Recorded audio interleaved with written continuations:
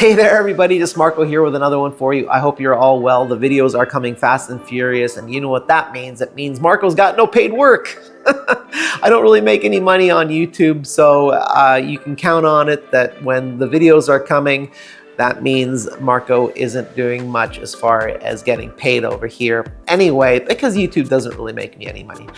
But on that topic, by the way, this video is kind of brought to you by Skylum. They're not sponsoring this, but they're the ones that sent me the beta version of Aperty. Aperty is what we're talking about. And they also sent me a license of Luminar Neo, which I'm going to be doing a video about as well. But I don't really stand to benefit much by being dishonest about anything, so I will tell you that my opinions in this video are my opinions alone, and Skylum has nothing to say about what I say in this video. And honestly, if my channel hasn't got credibility, what is it good for, right? Just to clear the air with that. Aperty, kind of a awkward name, I suppose, but apparently it was going to be called Bellface before, which, wow, that's a bullet dodged, right? A Bellface, I guess, is a beautiful face. There is a pretty good looking face, that Julia Trotti. Julia Trotti, if you're not familiar with her work, she's got a YouTube channel. I've been following her for a while. So she's been involved in the development of Aperty, so that can't be a bad thing. I do portraits occasionally. I would not call myself a portrait photographer, but I certainly was intrigued when I heard that Julia is involved in the development of Aperty. Aperty is sort of a specialist portrait photographer retouchers tool. So if you specialize in portraits, Aperty is probably worth taking a look at. When I say specialize in portrait photography, you know, for those of you who've already invested in Luminar Neo, it's got its suite of portrait tools, and those may be enough for you if you're only doing portraits on occasion. Skylum's not gonna like me saying that. It's still a work in progress. I've heard the negative Nancy's, the naysayers in the comments on other people's videos. Oh, it seems like a work in progress. Well, that's what beta means, although they haven't got much time because the real deal is launching in November, I believe. All right, let's take a look. I'm reinventing myself. I'm me and nobody else. Ooh, I can't help but smile. So when you launch Aperty, you're going to be greeted by this window that asks you to create a project, and all you have to do is drag and drop folders or photos here, like it says.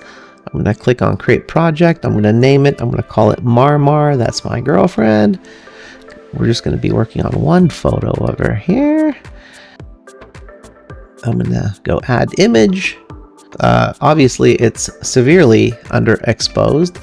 Like many tools like this, everything sort of follows the chronology as to how you would make these adjustments. So you start from the top and work your way down. I don't think you necessarily have to do it this way, but I think this would be the preferred method. So I'm going to increase that exposure, of course. Now, oddly enough, I found quite a few portrait photographers are really concerned with their backgrounds. This background is quite devoid of any detail anyway, so I'm not sure why someone would take this highlight slider and bring it all the way down to bring highlights back, or detail and highlights back, because there really isn't anything in the background that I care so much about.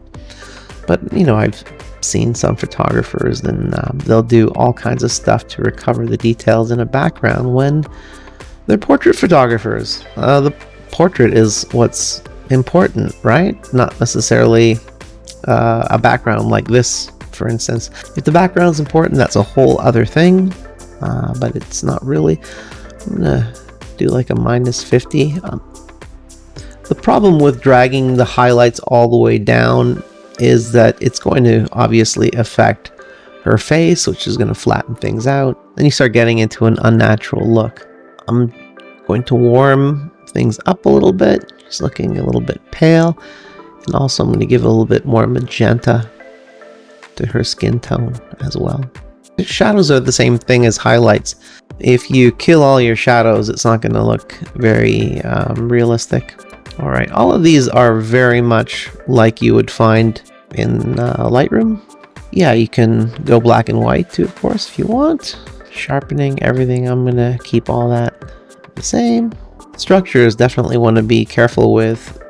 If you want someone to look flattering, you don't want to go crazy with the structure. This isn't a particularly noisy image, so the zoom basically works wherever you're floating around the image, and then you use your scroll wheel. That's actually going to be the center of how you zoom in. Now, we've been in these tools that are the developed tools because this is a raw image. On the right here, we've got our presets, masking. I don't need to crop anything. I kind of like the way it's cropped right now. The essentials is where we had our developed tools, and the next one is the interesting part. That's the retouch part, and that's where all the magic happens in Aperty. So first it's the blemish removal. So I've seen examples in other people's videos where they crank this up and the person's got a load of blemishes and they just all magically disappear. Well, Marmar hasn't really got the kind of blemishes that make that sort of thing evident, but you can just definitely tell something's happened here once Aperty kind of catches up to what I'm doing. That's another thing. I'm not really sure how much it's going to change when this comes out of beta. So it does take a little while for these changes to preview. I'm not sure how much that's going to change in the final release. So freckles, she hasn't really got much in the way of freckles.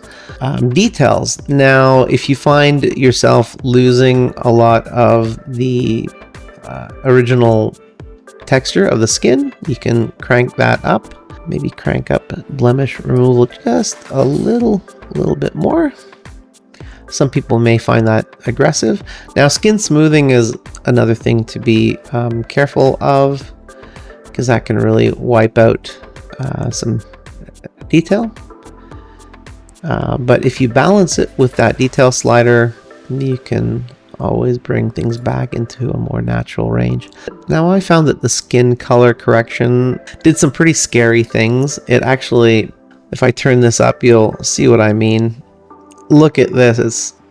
It's terrible. It looks like she's got some sunscreen that didn't quite get worked in. In my opinion, this isn't correcting anything. This is just putting white something on her face. The dark circle removal, I'm gonna just brighten up a little bit around her eyes with this. So bring it to like 30 or so, and then we can overall brighten the face if we want. I'm not going to get too crazy, but since we started with an already very underexposed image. Shine removal, not much in the way of shine on her face anyway, so I don't have to worry about that too much. You'll see some of these tools in Luminar Neo, so for those critics out there saying, oh, it's just like Luminar Neo, yeah, sure, some of these tools are the same as in Luminar Neo. Like I said, unless you're working specifically on portraits all the time, this may not be worth it. You might want to just stick with Neo. But I'm going to pick up a little bit in her irises, a little bit of removal of the red, because I can see she's got a little bit in there. Now that can be very difficult to get rid of in Photoshop, so it's really nice having that slider. A little bit of eye whitening, not too much. This eye enhancement, something to adjust very gingerly. I don't need to do that. I'm just gonna bring it down to 50. I'm gonna give her a little bit of whitening. Now, whitening and brightening, it's a good thing that those two are separate because they are definitely a different thing. Whitening is basically desaturating more or less, and teeth brightening, of course, just adding brightness, which you have to be careful with because you don't want to make her look like she's got some crazy looking fake caps or something on her teeth. It's interesting because if you hold this little eye down, that's when you get the before, and you let go, it gives you the after. Yes, you can go into makeup as well, which I'm not going to really bother with here. Everything looks good. Eyebrow enhancement, well, really all that does is make the eyebrows more defined and darker. I'm going to leave it where it is. Okay, maybe a little, just a little, like so. There you go. If you want, you can go much darker with the lips. We've got a little bit of body skin here. Probably not enough to demo anything, I guess. So I'm just going to leave those as is. Now these other tools, they're for shaping. I find the face slim a little bit goofy actually, because all it seems to be doing is scaling the face on the horizontal. It doesn't seem to be doing much intelligently as far as I can tell. The eyes, sometimes people get a little bit squinty if they're in bright sunlight. This can be really helpful in those cases. So my retouching background started in the advertising industry, and that kind of retouching is completely different. You may mess around with a lot more of this stuff when working on advertising style photos, and not necessarily if you're doing someone's personal photography. Can't really do anything with body here, but you've got the option if you're working on full-length photography. At the top left here, you'll find, of course, your dodge and burn, and as well as your erase, as well as clone. In this case, I think I'd rather use erase. You've got the option here to remove after each stroke, or if you click on that, you can hit erase after you've defined the areas that you want to remove. So I'm going to define the areas I want to remove first, then hit erase. You can adjust the size of your brush, of course, with your bracket keys like you would in other software. In my opinion, this did a horrible job. That's my take on that. You can see that there's this funny little step here, and it didn't get rid of this. I'm a little bit surprised at how badly it handled that. Waiting. All right, it's not quick. You can go much further with this, of course, depending on how much time you want to take, but my criticism would be it's pretty slow. You've got sort of what looks like a bit of an abrasion here on her skin. If I did this, I'm not really sure how long it would take to get rid of. Let's see. We are working with a raw image, but in my opinion, it's a little too slow to use in any professional environment right now, so I'm hoping that that would change. Anyway, I'll save those changes there and go to export this image. Mar after. Okay, JPEG, it's fine. So if you want to look at sort of a before and after, you've got this little button that you can use to compare. It's a little hard to tell, of course, because we were so underexposed when we started. Certainly does the job. Not without its hiccups, though, obviously. So what do you think, for those of you who bothered watching the video after listening to that intro about who I thought this was for? I still stand by what I said, that this is really kind of a portrait-specific thing, and you know, we're not all portrait photographers, and for those of you occasionally doing portraits, unless you're made of money, this might not be something that you want to invest in. If you do want to support the channel, Skylum has provided me an affiliate link if you are interested in Aperty. I will tell you that if you purchase before November 7th, you can get in on a deal. It's $199 US, or like, well, $200 US. And you get another year free from what I understand. So you basically buy a year for a couple $100 and you also get an additional year. Now, if you purchase after November 7th, unfortunately, then you're paying a full $300 a year for this. So it is quite a savings for those of you who actually are interested. So as usual, I hope you all got something out of this one. If so, consider leaving me a thumbs up. If not, that's okay too. I've mentioned this in other videos, but like 95% of you visiting aren't subscribed.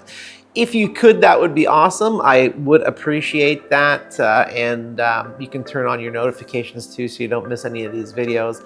Right, and until next time, keep working to make your chosen idea a reality. Peace.